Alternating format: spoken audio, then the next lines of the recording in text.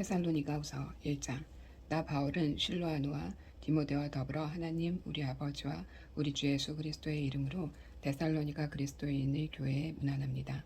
우리 하나님께서는 여러분에게 필요한 모든 것을 주시고 여러분이 되어야 할 모습으로 여러분을 만들어 주시는 분이십니다. 주님께서 다시 오시는 날. 친구 여러분, 이 점을 알아두십시오.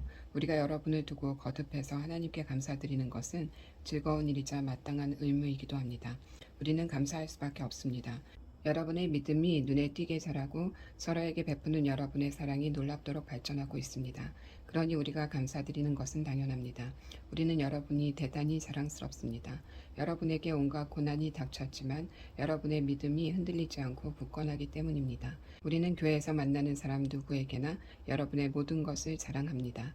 이 모든 고난은 하나님께서 여러분을 그 나라에 합당한 사람이 되게 하시겠다고 작정하신 분명한 표입니다. 여러분이 지금 고난을 겪고 있지만 정의 또한 다가오고 있습니다. 주 예수께서 강력한 천사들과 함께 하늘로부터 활활 타는 불꽃 가운데 나타나실 때 그분은 여러분에게 고난을 안겨준 자들에게 원한을 갚아주시는 것으로 셈을 치를 것입니다. 그분의 오심은 우리가 고대하던 전환점이 될 것입니다. 하나님을 알려고 하지 않는 자들, 메시지에 순종하려고 하지 않는 자들은 자신이 한 일의 대가를 치르게 될 것입니다. 그들은 주님과 주님의 찬란한 권능 앞에서 영원히 추방되는 벌을 받을 것입니다. 그러나 주님께서 오시는 날 그분을 따르고 그분을 믿는 모든 사람들은 그분을 높이고 찬양할 것입니다. 그것은 여러분이 우리가 전한 소식을 믿었기 때문입니다. 우리는 이 뜻밖의 날이 조만간 닥쳐오리라는 것을 알기에 늘 여러분을 위해 기도합니다. 우리 하나님께서 여러분을 그분의 부르심에 합당하게 하시고 여러분의 선한 생각과 믿음의 행위에 그분의 능력을 가득 채워주셔서 그것이 온전해지기를 기도합니다. 여러분의 삶이 예수의 이름을 드높이면 그분도 여러분을 높여주실 것입니다. 이 모든 일의 배후에는 은혜가 자라고 있습니다. 무법자의 등장 2장. 친구 여러분, 이어지는 글을 주의 깊게 읽어보시기 바랍니다. 침착하십시오. 우리 주 예수 그리스도께서 다시 오실 그날, 우리가 그분을 맞이할 그날에 대해 성급하게 결론짓지 마십시오. 누가 거창한 소문이나 내게서 받았다고 하는 편지를 가지고서 주님이 오실 날이 벌써 왔다고 하거나 이미 지나갔다고 하여 여러분을 동요시키거나 흥분시키는 일이 없게 하십시오. 그와 같은 말에 속아 넘어가지 마십시오. 그날이 오기 전에 몇 가지 일이 일어날 것입니다. 먼저 배교하는 일이 있을 것입니다. 그런 다음 무법자 곧 사탄의 개가 등장할 것입니다. 그는 신이라고 불리는 모든 것이나 재단에 대항하고 그 모든 것을 접수할 것입니다. 그는 반대자를 쓸어버린 뒤에 하나님의 성전에서 전능한 하나님을 차지할 것입니다. 여러분은 내가 여러분과 함께 있을 때에 이 모든 일을 낱낱이 짚어준 것을 기억하지 못합니까? 여러분의 기억력이 그리도 짧습니까? 또한 여러분은 무법자가 정해진 때까지는 억제당할 것이라고 한 내 말을 기억할 것입니다. 그렇다고 해서 무법의 영이 지금 활동하고 있지 않다는 뜻은 아닙니다. 그 영은 지하에서 은밀히 활동하고 있습니다. 언젠가는 무법자가 더 이상 억제당하지 않고 풀려날 때가 올 것입니다. 그러나 걱정하지 마십시오. 주 예수께서 바로 뒤쫓아 가셔서 그를 날려버리실 것입니다. 주님께서 나타나셔서 한번 훅 부시면 무법자는 흔적도 없이 사라지고 말 것입니다. 무법자가 오는 것은 모두 사탄의 역사입니다.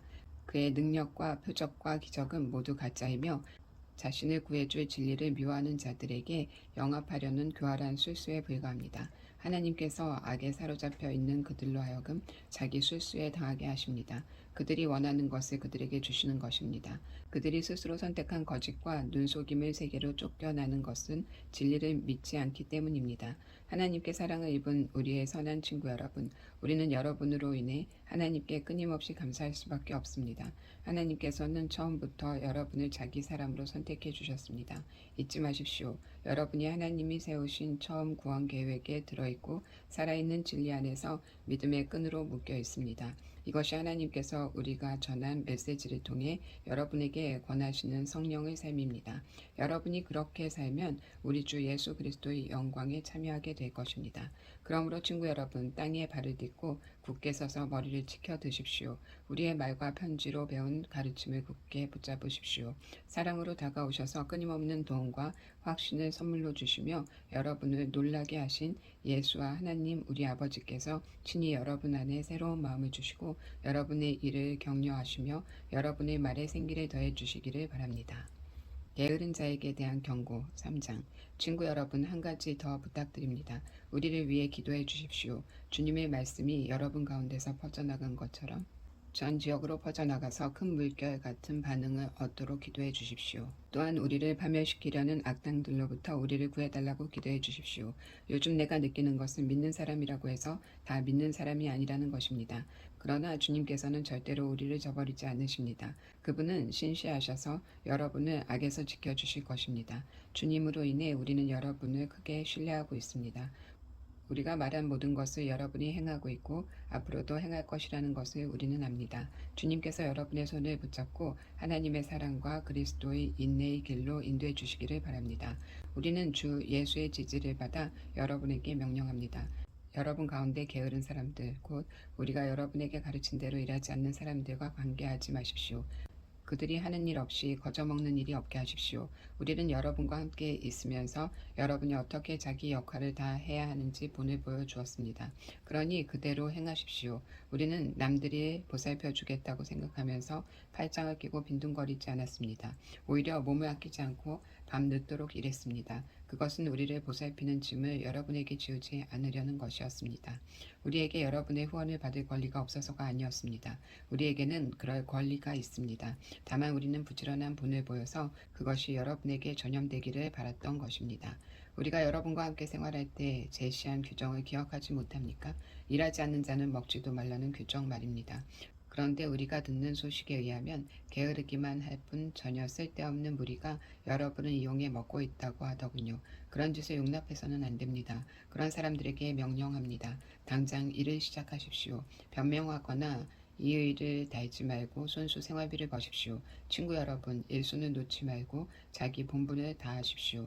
이 편지에 담긴 우리의 명확한 지시를 따르지 않는 사람이 있거든 내버려 두지 마십시오. 그런 사람을 지적하고 그의 무의도식을 눈감아 주지 마십시오. 그러면 그는 다시 생각하게 될 것입니다. 그러나 그를 원수처럼 대하지는 마십시오. 그를 앉혀놓고 걱정하는 심정으로 그 문제를 꺼내 상의하십시오.